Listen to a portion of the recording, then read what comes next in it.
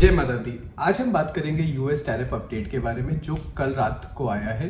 US tariff को लेके काफ़ी ज़्यादा अनसर्टेनिटीज़ बढ़ी थी। सुबह हमें जब मार्केट खुली तो उसका रिएक्शन भी दिखा, बट उसके बाद वापस पॉजिटिविटी मार्केट में आते हुए दिखी है। डोनाल्ड ट्रंप ने इस टैरिफ को लिबरेशन डे के नाम से कहा है। उन्होंने सारी 60 कंट्रीज पे एक बेस टैरिफ 10% लगाया है एंड इंडिया पे उन्होंने 52% जो उनकी कैलकुलेशन थी, जो उन्होंने कुछ टर्म्स पे किया, उसको फिर उन्होंने बोला कि उस पर हमने रिबेट दिया है एंड उसको 26% पे उन्होंने टैरिफ लगाया है। अभी जो उन्होंने टैरिफ लगाया है उसमें से उन्होंने pharma companies, copper, semiconductors and energy companies को अभी टैरिफ के दायरे से बाहर रखा है। पूरी क्लियरिटी नहीं है कि क्या इस पे टैरिफ नहीं लगेगा, हो सकता है कि अभी पोस्टपोन किया गया हो। तो आज हमें मार्केट में काफ़ी पॉजिटिव रिएक्शंस फार्मा कंपनीज पे देखने को मिला है। डोनाल्ड ट्रंप ने बाकी सब देशों पे भी काफ़ी टैरिफ लगाया है एंड सबसे ज़्यादा अफेक्ट जिसको कर रहा है वो है auto and auto parts and steel industries पे, जिस पे उन्होंने 25% का टैरिफ लगाया है।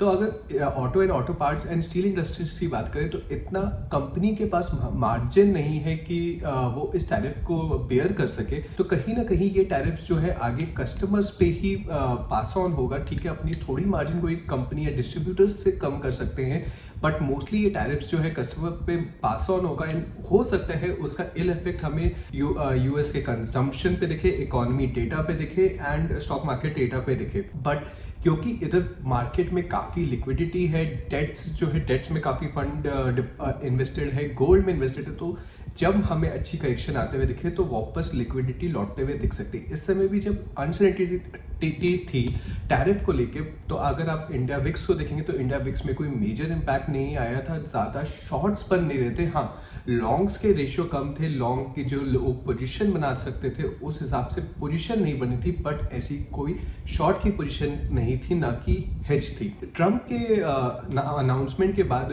ब्लूमबर्ग पे यूएस के फाइनेंस मिनिस्टर आए, उन्होंने अपने स्पीच में यही बोला कि वो सजेस्ट करना चाहेंगे कि अभी आप रिटेलिएट ना करें, क्योंकि जो बात समझ में आई कि यूएस ट्रंप ने जो बात की है उसमें उन्होंने बात किया है कि हमारा बेस टैरिफ 10% है एंड जहां सारी एनालिस्ट की बात हो रही है कि ये मैक्स सिनारियो रेशियो में है जिसमें ये टैरिफ लग रहे हैं, तो उन्होंने नेगोशिएशन के लिए जगह छोड़ी है एंड नेगोशिएशन के बाद हो सकता है ये जो टैरिफ परसेंटेज है वो 10 to 15% में आ जाए। क्योंकि अगर auto and auto parts and steel की बात करें तो कंपनीज की बैंकरप्सी आ जाएगी अगर ये प्राइसेस आए एंड कोई भी अगर यूएस कंज्यूमर भी है वो 25% महंगी कार्स या अफोर्ड करना इतना आसान नहीं है, तो उसका इफेक्ट कहीं ना कंज्यूमर डेटा पे भी देखने को मिलेगा। एंड 2026 में पार्लियामेंट इलेक्शन है जिसमें अगर कंजम्पशन डेटा या उसमें कोई प्रॉब्लम आती है तो ट्रंप को उसका भी ध्यान देना रहेगा, नहीं तो वहाँ पे उसकी मेजॉरिटी का फर्क हो सकता है।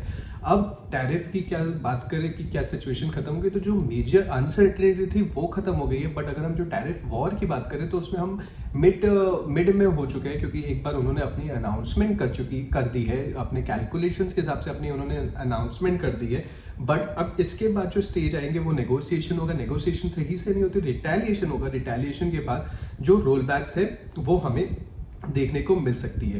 एंड नेगोशिएशन जो एक वर्ड उन्होंने यूज़ किया उसके वजह से अभी सारी कंपनीज, और उन्होंने बोला कि 9 अप्रैल से ये टैरिफ है जो लगेंगे, इसीलिए अभी जो बाकी कंट्रीज हैं उन्होंने रिटेलिएट नहीं किया।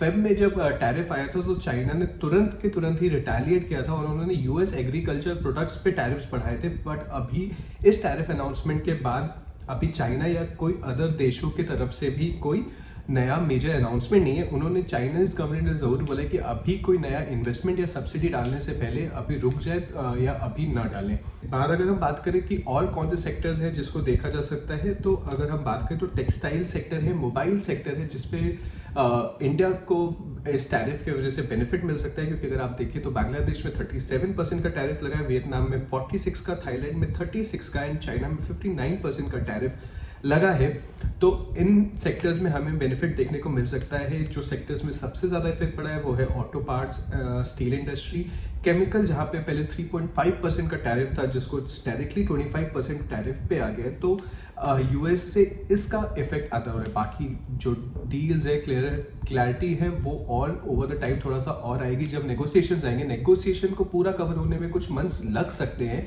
बट एक जो पीक अनसर्टेनिटी थी वो कम होते हुए दिख सकती है। तो इस पे अगर हम बात करें तो जो गोल्ड की बात करें थे, क्योंकि जो अनसर्टेनिटी की वजह से हमें गोल्ड में प्राइस में मूवमेंट देखने को मिला है, एंड क्योंकि कई सेंट्रल बैंक्स भी हैं जो गोल्ड खरीद रहे थे, जिसके वजह से गोल्ड की सप्लाई पे इफेक्ट पड़ा था एंड गोल्ड के हम प्राइसेस जंप करते हुए दिखे थे।